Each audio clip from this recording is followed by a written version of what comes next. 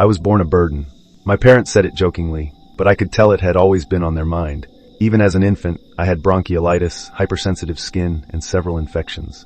My mother used to say that I was made as if God was tired of looking out for me and handed it all over to my parents. He couldn't be bothered anymore, she would half joke. I was a sickly child in a healthy family. I had 3 older brothers and 2 younger sisters. And while one affliction would disappear, it would just make way for another. Bronchiolitis gave way to asthma. Infections gave way to allergies. Sensitivity gave way to eczema. Add a mix of violent migraines, bad eyesight, and car sickness, and you have 8-year-old me. I grew up near a vineyard. If you continue east from Toulouse past Engie, you find this long stretch of road piercing through a sparse forest, opening to the colorful rolling hills of southern France. A lot of people just think of champagne when they think of French wine, but there is so much more to it. My father used to say that before we had a country, we had wine. Now, while we didn't live on the vineyard itself, my family owned it. My father had worked those lands since he was a boy, and me and my brothers were expected to do the same. My sisters too, but in another way. But this isn't like in the movies where we bite down some road with a half-cocked beret and baguettes in our basket. This was hard work. We're talking chemicals, heavy machinery, inspections, quality dusting. Traditions have to evolve to satisfy a modern market. So when I say hard work, I don't mean leisurely strolls down lanes of grapes. I mean dragging boxes of equipment, filling out paperwork, loading up trucks, sitting in meetings with suppliers, paying taxes, and reaching seasonal work quotas. Now, I couldn't do all of that. I wanted to, but I couldn't. I couldn't run very far, and I couldn't lift heavy things without running out of breath. I would get headaches from staring at screens. My mom had to do my laundry separate from the others, or my skin would break out in hives from the softener. I had to use special shampoo, and I had to get special buttons and zippers. I had a nickel allergy, and wouldn't you know it, most zippers and buttons use nickel. But I think that I could have lived with all of that if it wasn't for my allergy to fur. All my siblings wanted was a pet, but my allergies were too strong. If they were at a friend's house and that friend had a cat, I could get a reaction. It got so bad at times that I had to stay in the car while they went grocery shopping in case somebody at the store had a dog. I did have some medication for it, but it made me sleepy and nauseous. Not a good combination for longer car rides. I remember one time when my brother Maurice snapped at my parents. He was 5 years older and had just crossed the line into being a teenager. We were all sitting down for dinner, and I was having a reaction to something in the soup. My parents argued whether it was the tomatoes or the spring onions. My mom had aired out the house earlier that day, so it might just be pollen from the garden. But Maurice couldn't take it. Every day, there's something new. Why do we even bother keeping him alive? Of course, my mother scolded him, but it didn't matter. He was furious. We would be so much better off without you. We could have so much. We could go anywhere and do anything, but we're all stuck with you. He stormed out, screaming all the way up the stairs to his room. I would rather have a dog than you as my brother. The thing is, he wasn't wrong. He was just saying the quiet part out loud. I suppose that's the worst of it. That night, I went out into the woods. I had taken one of my allergy pills so that I wouldn't get sick from the trees, but I could feel my legs dragging from the side effects. I had filled my pockets with a small pharmacy, the standard kit for leaving the house. I wanted to find Maurice a dog. It was a stupid idea, but I really wanted him to like me. Of course, there aren't many stray dogs roaming the French countryside, but I didn't think that far. I was upset, and I didn't want to be a burden anymore. I wandered through the woods for hours, calling out for something to find me, something that I could show everyone. I just wanted to do good. It got too dark to keep going, and so I decided to head back. I was disheartened. I had made a fool of myself again. And then I heard a splash. There were puddles in the woods from the afternoon rain, and something was splashing around in it. Something small. A frog, perhaps. I got down on my knees, letting the mud soak into my freshly clean jeans. Sorry, Mom. I felt around with my hands and touched something poking against the tip of my finger. I recoiled. Sorry, I said. I don't want to hurt you. I felt around a little more carefully. Something about the size of my thumb was moving around in the mud. Not a frog, but something equally slimy. I held my hand flat, inviting it to be picked up. What are you? I asked. You're not a frog. It crawled into my hand and lay there. I held it up to my face, trying to see what it was. It didn't move. Something black with a ridge along the spine. You want to come home with me, or you can stay if you want? I put my hand back down, but it didn't leave. I couldn't help but smile. I think that was the first time something willingly chose to stay with me. But it was late, and my parents were out looking for me. I hurried into one of the storerooms and got a jar. I filled it with some rainwater and dropped my new friend in. I left the jar open if it wanted to leave, apologizing profusely, and promising that I would be back in the morning. I hid it on the far side of the house near a pile of raked leaves. My parents were furious, of course, but mostly just worried. Maurice got a severe talking to, which didn't make things any better. Not only had I been a burden to him, but now he got in trouble because of it. I was probably in for a beating. I had trouble sleeping that night, trying to imagine what my friend in the jar looked like. Maybe it was a frog after all, like a really cool black punk rock kind of frog. The next morning, I hurried outside to check on the little creature. I picked up the jar and noticed how it had curled up in the bottom of it, trying to submerge itself completely in the water. I hadn't filled the jar that well, and hadn't considered that it might need more water. Was it some kind of fish? Strange. I remember standing there in my flip-flops and jammy bottoms. Fog was rolling off, giving way to the early morning sun. My hands were chilly as I filled the jar with water from a garden hose and held it up against my face to get a better look. The creature was about as long as a middle finger and blacker than coal. I could clearly see the spine of it where little spikes poked out, but I couldn't make out what kind of creature it was. It had the head of a trout, but the body of a snake. It had gills with long tendrils coming out of the side. As soon as I filled the jar up, it came to life, twirling and rolling around the jar, almost like a dance. And then it looked at me with dark and expressionless eyes. "I'll call you Milu," I smiled, "and we're going to be best friends." Can you tell that I was a Tintin kind of kid? I decided to keep Milu hidden from my siblings. Maurice was still a bit salty about getting yelled at, so I figured it was best not to show him something that he could use to hurt me. I had never had a pet, and chances were I would never get one, so I decided to keep Milu hidden away. I fed him little bits and pieces, grapes from the vineyard, of course, ants, flies, and little bits and bobs that I could squirrel away from my dinner and breakfast. He took his time with it, but seemed to like all of it. He also enjoyed having little things to play with, so I would drop in little plastic soldiers and rocks and stuff. I would imagine him as a sea monster, towering over the little soldier guys, my own little kraken. After a couple of days, I noticed a weird smell coming from the jar, so I decided to take it inside to clean. I waited until nobody was home, got a fresh jar from the storeroom, and hurried into the kitchen. My heart was pounding as I opened the jar, only to feel this eye-watering burn in my nose. I was having an allergic reaction to something. I filled the fresh jar with water and tipped Milu into it before pouring the old water down the drain. I hurried back outside and almost dropped him. I had to sit down and take my asthma medication, wheezing for air, apologizing between coughs. "I'm sorry," I cried. "I'm sorry.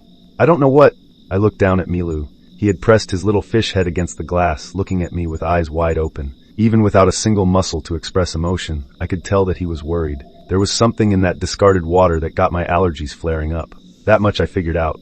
I tried running the tap in the kitchen to get rid of the smell, but I could still feel it. By the time my mother got back, I was scared that she might notice it, but instead she walked in with a smile. "Did somebody pick flowers? It smells wonderful." As my secret routine turned from days into weeks, I picked up on a few things. Milu would do something to his water, something that I was very allergic to, but that others seemed to enjoy. If I got some of it on my hands, I would get this terrible rash. But the smell was wonderful to others. There was one time when I was cleaning out the jar when my dad burst through the front door. He was probably just home to get his lunch. I hurried out the back door, leaving the dirty thing on the kitchen counter. It was free from rocks and twigs this time, but the smell was as powerful as ever. It made my insides cringe. But Dad wasn't reacting like that at all. I saw him from the kitchen window, lifting the jar, turning it over and looking it up and down, sniffing it and tasting it with the tip of his tongue, and then downing it in 6 big gulps. Of course, Milu grew. The tendrils extending from his gills got longer, and his jaw grew into a sort of underbite. His scales looked stronger and had a bit of a shimmer to them. I had to upgrade him from a jar to a pot. We had a couple in storage, but I realized that he didn't enjoy it. He wanted something transparent. He liked to look. He would float around, wiggling his tail and keeping his head upright. He would just sit there for hours observing. We had an old fermentation jar in the garage. My grandfather once used it to make preserves, but it hadn't been used for a while. It was larger than my head, so there was plenty of space for Milu to grow. It also helped that it was entirely made of glass. It had a tap, so that I could get some of the wastewater out without having to rinse through the entire thing. It was good enough. There was a corner in one of our old sheds where I knew that no one ever looked, and I tried placing Milu there, but he objected. He would tap his head against the glass, pointing me back outside. "I don't know where to put you," I said. "I have to keep you safe." He tapped his head against the glass again. He was right. I couldn't keep him locked up in the dark. There's a hill overlooking the property right by the edge of the forest. The ground there was softer and covered in moss. I found a spot near one of the trees and dug a hole. I put Milu's jar in it, but not all the way down. I left part of it above ground like a window, and I covered the rest in leaves and moss. I sat down next to him, and there was no more tapping against the glass. He was happy. "I'll try to get you a cricket tomorrow," I said, "and maybe some other stuff." Milu did a little spin. Dark eyes looked up at me from the back of the jar. "Do you need anything?" I asked. I wasn't expecting a response, but he tapped against the glass. He had done so many times, but now it seemed more deliberate. I thought about it for a moment. "Do you really understand me? Let's tap again." I leaned my head down close, coming eye to eye with the creature. He never blinked and only moved enough to not sink to the bottom. "Do you know the true Milu tap?" He knew. "Do you like me?" I asked. He stopped for a moment to look at me, turning his head side to side as if to get a better view of me. My heart sank a little. And then, out of the blue, we tapped again. It was clear as day. We were friends. A couple of days later, I went back up there to change the water in his jar. It started out well enough, but I ended up spilling a whole jar of wastewater on me. I had to put him back and hurry back to the house to change my clothes before my throat swelled up. I ran through the kitchen. My dad was sitting down with my sisters, talking to them about homework. As I passed by, he called out to me and then followed me into the washroom. I changed my pants and tried to hide the stains, but he was right behind me. "What's that smell? Where have you been?" "Out," I said. "In the forest. I didn't go far. I wasn't by the lake or anything." He took the stained pants from the laundry basket. To me, it smelled like an asthma attack waiting to happen. But to him, it was something different. "Is that wildflowers? Some kind of melon?" I didn't answer. I washed my hands and could feel a rash coming on. Dad leaned down and looked me in the eye. "And did you make that lemonade before? The one in the jar on the counter?" "It's just water. It's not lemonade," I said. "Everything is water, even wine. But did you make it?" "Sort of." He smiled at me and gave me a pat on the shoulder. I think it was the first time that I saw him really approve of me. "You should make more," he said. It was fantastic. I went back to Milu every day, having little chats about everything and nothing. I told him about what my dad said, and he seemed excited. Milu didn't seem to mind at all. I was a bit skeptical. I didn't want anyone to find Milu or ask questions. So, the next time that I cleaned out the jar, I saved his water in bottles and filled them with wildflowers.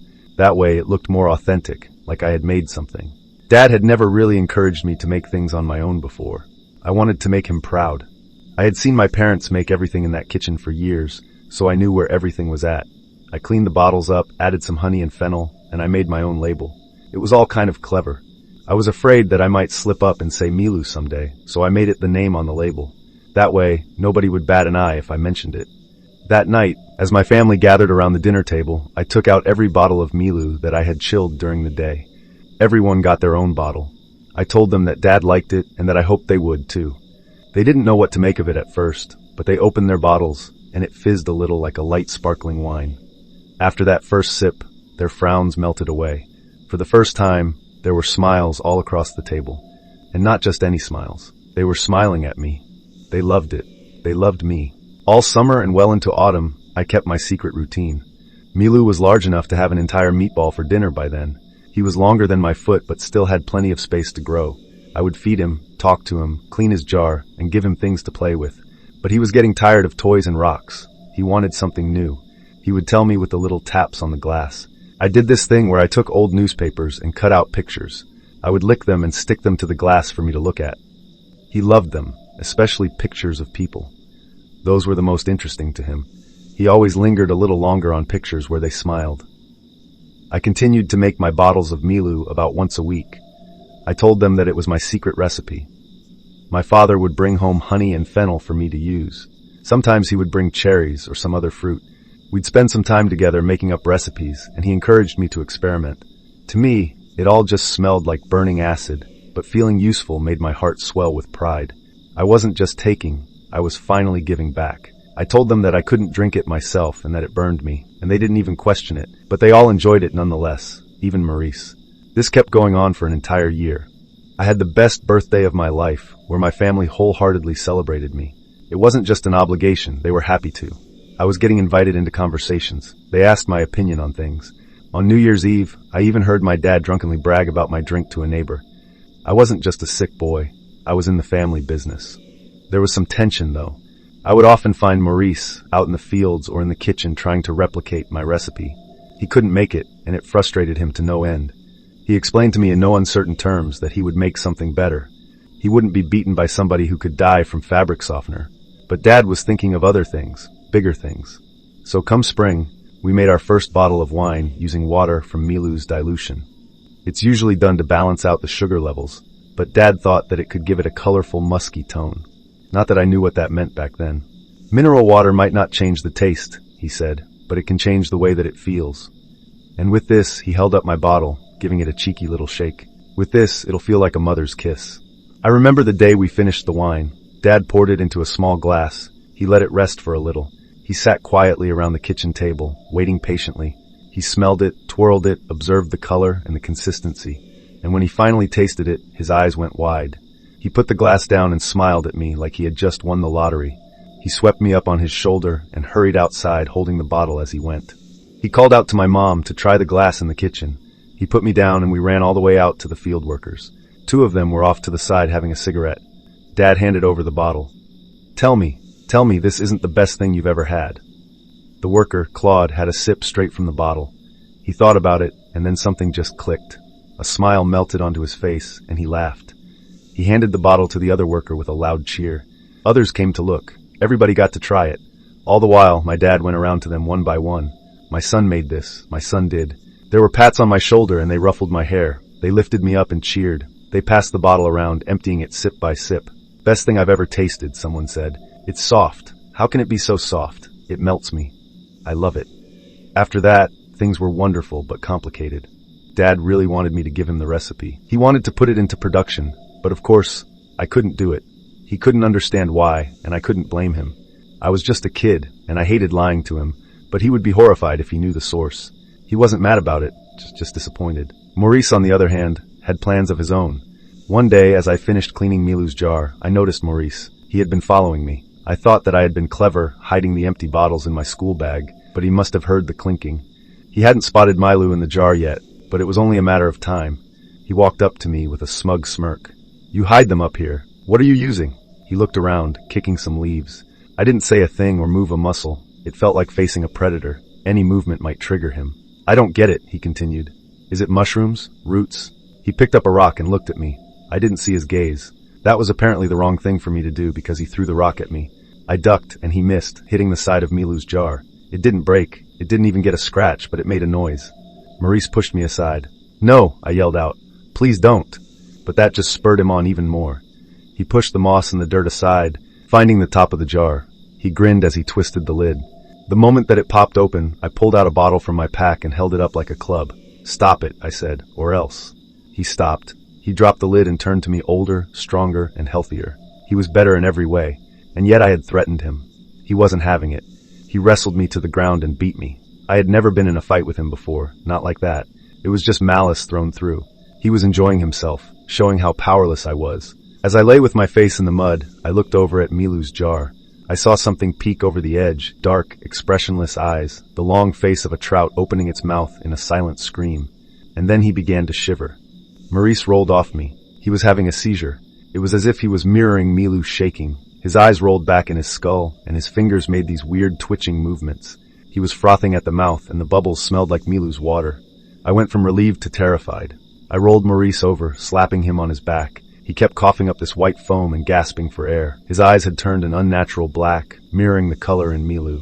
It's okay, I waved at Milu, trying not to think of my broken lip. It's okay, Milu. He stopped shivering. He just rested his head at the edge of the jar, and then Maurice spoke. Are you all right, friend? It was his mouth, but not his voice, a deep and croaking rumble. I could see a tremble in his throat like something was about to emerge, something pushing against the skin. My eyes went from Maurice to Milu and back again. Are you doing that? I whispered. He will not hurt you. I will make sure.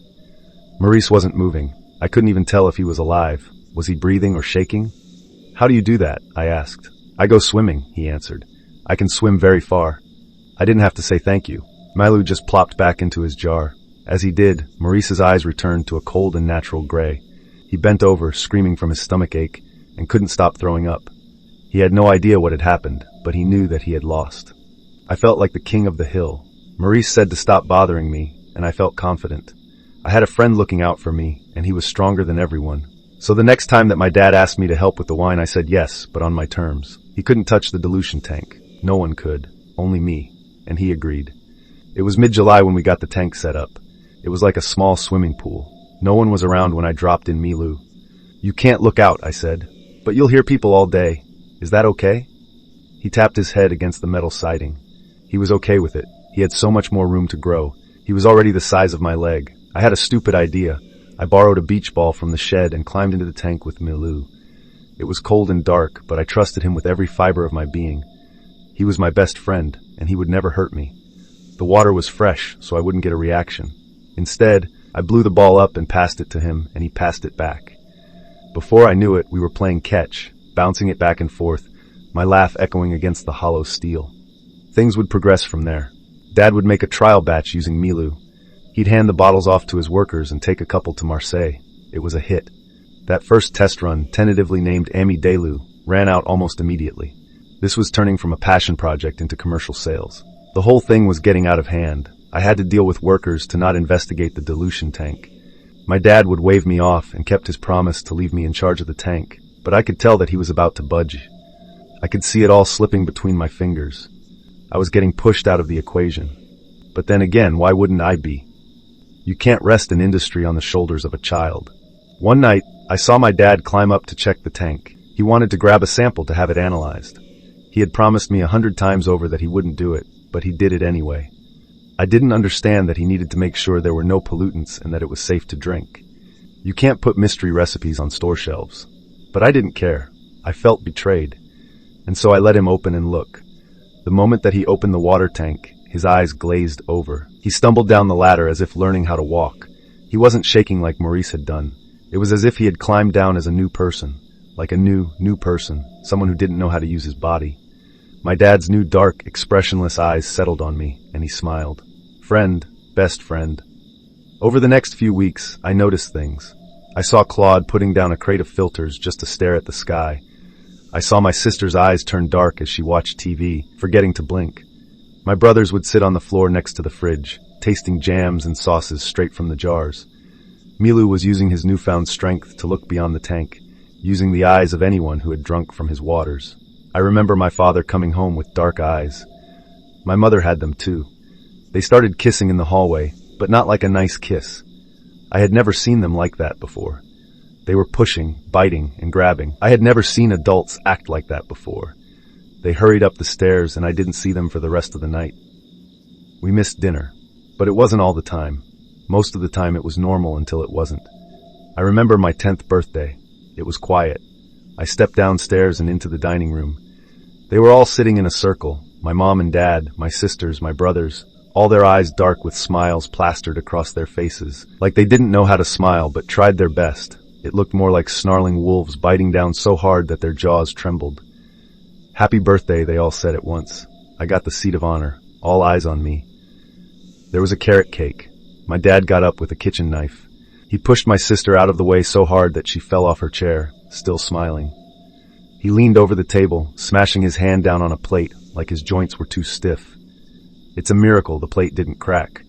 He leaned in with the knife, putting his entire weight on it, and cutting off the tip of his index finger. He didn't seem to notice. He didn't even cut up a slice. He just cut into the cake because that's what he had seen in the pictures. They don't move in newspaper clippings. With both his hands, he grabbed the cake and pushed the whole thing across the table, dragging the tablecloth along. Every glass was spilled and every plate rolled onto the floor. Spoons clattered as my siblings toppled over like fallen chess pieces, smiling all the way down. "Happy birthday, friend," my dad gargled. "Best friend." "Thank you, Milu," I stuttered. "Thank you. I love you." "I love you too, Milu." Dad sat down on the floor, looking up at me like a curious dog. The one remaining spoon on the table was mine.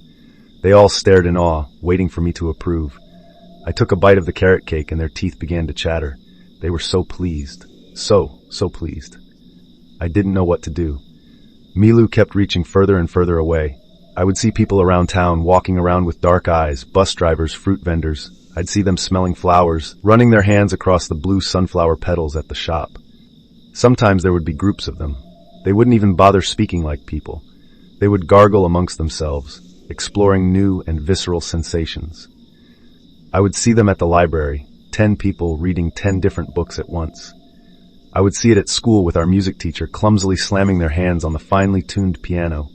And I had read about it in articles where dark-eyed fishermen would disappear on long hauls, only to come back with mysterious barrels that would make their way to our dilution tank.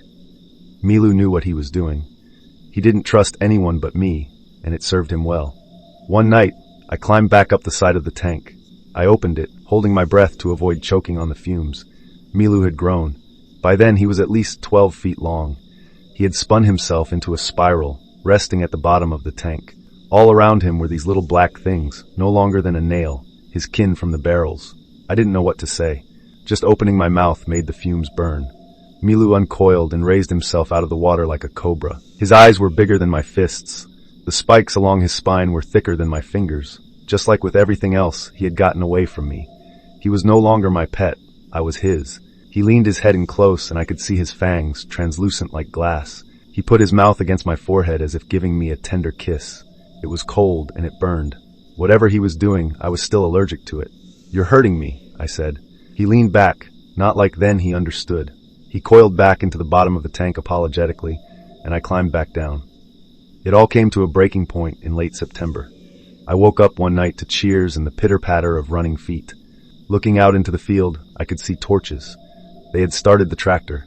They were dragging the tank out into the open, using chains wrapped around the side. It made this long track in the ground, thoughtlessly toppling over grapevines. I put on my shoes and hurried down the stairs. My siblings were already outside, flailing their arms and gurgling at the night sky. They had completely abandoned trying to look and sound like people. They even smelled like Milu. They were all busy pushing, chasing, dancing, jumping, and yelling. One of my sisters was on her knees, just staring at the full moon. Claude was playing with a torch, running a blackened tan through the flame, but I couldn't see Mom and Dad. And then I did. They were coming out of the storeroom, holding something between them. After a couple of seconds, I could see a head. They were holding someone up, carrying him on their shoulders. A stranger, it seemed. He was waking up. "Let me go," he yelled. "Who are you people?" Everyone threw things at him. Graves, tools, gloves. He was bleeding from his forehead. And when he got closer, I could see a gash across his forehead. They had hurt him. "What are you doing?" he asked. "What is this?" There was no response as they led him up the side of the tank. The moment that he looked down, he started screaming and couldn't stop. He was trying to beg and fight and run all at once, but his body was betraying him, and the gathering crowd held him back. I protested, but my voice felt too weak. They didn't hear me, or maybe they didn't care. They threw him into the water tank. His screams turned from panic to pain. I could hear his voice whip around as if he was suddenly tugged and pulled in different directions. They celebrated, cheering, gargling, and as the screaming grew louder, a hand pulled on my finger. My youngest sister looked up at me with dark, expressionless eyes. "We want to try to taste it to see." "You're hurting him. Please, you have to stop." "I'm just hurting him, not you. Never you." "No, this hurts. This hurts me too." That made her pause. For a moment, the movement inside the tank stopped. She held my hand, thinking, and then a plastered smile returned to her face. "I have a solution, friend. Best friend." She hugged me. Others followed suit. Mom, Dad, Maurice. The screaming in the tank resumed. They pulled me to the ground, wrapping me in a hug, stroking my hair and cheeks, caring for me. All the while, the screaming in the tank was cut short, replaced with the snapping of bones and the tearing of flesh. "I love you. I love you." I lay there all night listening to a man being eaten alive. The following morning, there was a bag outside the front door and a stranger with a white car. He had covered his eyes with sunglasses. My dad took me by the hand and led me away from the others. "If it hurts, you can't look. I will take care of you." "Wait, what are you doing?" "Taking care." They put me in the car. They tossed Maurice in there, too. He looked at me with dark, expressionless eyes. "I don't like this one." "He goes too." They took my things and sent me away. I stayed with a stranger in Marseille for a while. Weeks, maybe. Maurice eventually returned to his normal self, but we couldn't make heads or tails of it, of any of it. We were just kids, and we couldn't do anything. But we had a place to live, and people that came and went, giving us food and washing our clothes, and giving us as large an allowance as we ever could have wished for. We could play any game, go anywhere, and see anything. And I wish I could say that we fought, that we figured out a clever trick, and that we were smarter than the strange frog from the woods. But we didn't, and we weren't. This was a long time ago. Amidelu has a different name today. I've tried posting it here, but the post gets removed. I think it's filtered. I'm almost 22 years old, and I've never worked a day in my life. I have a nice car and a big apartment. Most people think that I come from trust fund money. When I say the company name, though, they always gasp. I'm sure you've heard of it, too. I can say what I want, and nobody will believe me anyway. I've sent letters, but they've disappeared in the mail. Calls get disconnected. They sometimes hide their dark eyes behind sunglasses, but I can still tell who has them. They move a certain way. I can't pinpoint the moment that Maurice and I gave up. Maybe it was the moment we realized that we could have ice cream for dinner. Maybe it was when Maurice moved out and got a dog. Or maybe it was on my first birthday away from my family when a dark-eyed man handed me a birthday card. There were 2 boys playing with a beach ball on it. "I love you," it read. They run other companies now. I know the logos. I see them on fishing boats, on trash collectors, and lately I've sensed a familiar smell coming from the water in the shower. Perhaps there is a familiar logo at the water treatment plant as well. I've gone back a couple of times, but there's not much that I can do. There are so many things that stop me from trying anything. I never get closer than that hill overlooking what used to be a vineyard. Now there are walls and barbed wire, mostly around the new artificial lake that they've dug. But I suppose in a way I'm lucky. Wherever I go, someone cares. Someone watches and listens. And if I ever feel lonely, I just walk into a crowd. I love you, Milu. That's all I have to say, and someone somewhere will whisper it back. Did you enjoy this content? Share your thoughts in the comments below. Support us with a like and subscribe so our channel can reach more people. Thanks for watching until the end.